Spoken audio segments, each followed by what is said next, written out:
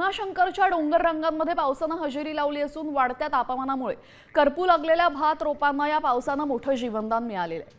आदिवासी शेतकऱ्यांना मोठा दिलासा मिळाला असून प्रत्यक्ष भात लागवडीसाठी आता शेतकरी दमदार मान्सूनची आतुरतेने वाट पाहतोय।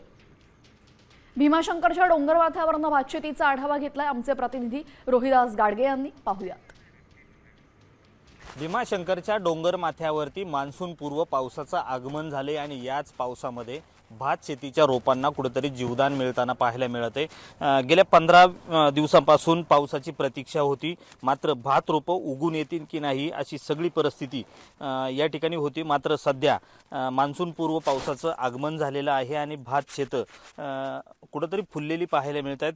गेल्या महिन्याभरापासून या रोपांना पाणी नव्हतं, उन्हाचं तापमान मोठ्या प्रमाणात होतं, त्यामुळे यंदाची भातशेती कुठेतरी अडचणीत येईल अशी सगळी परिस्थिती या ठिकाणी होती। मात्र सध्या मान्सून पूर्व पावसाचं आगमन झालेलं आहे। सध्या मान्सून पूर्व पाऊस या ठिकाणी सुरू आहे आणि या पावसात भात रोपं जरी तररली असली तरी मोठ्या पावसाची प्रतीक्षा लागून राहिलेली आहे, कारण मोठा पाऊस जर झाला तरच भात शेतीची लागवड केली जाणार आहे। त्यामुळे सध्या सह्याद्रीच्या कुशीत मान्सून पूर्व पाऊस जरी होत असला तरी मोठ्या पावसाची प्रतीक्षा या ठिकाणी लागून राहिलेली आहे। रोहिदास गाडगे, साम टीव्ही न्यूज, भीमाशंकर, पुणे।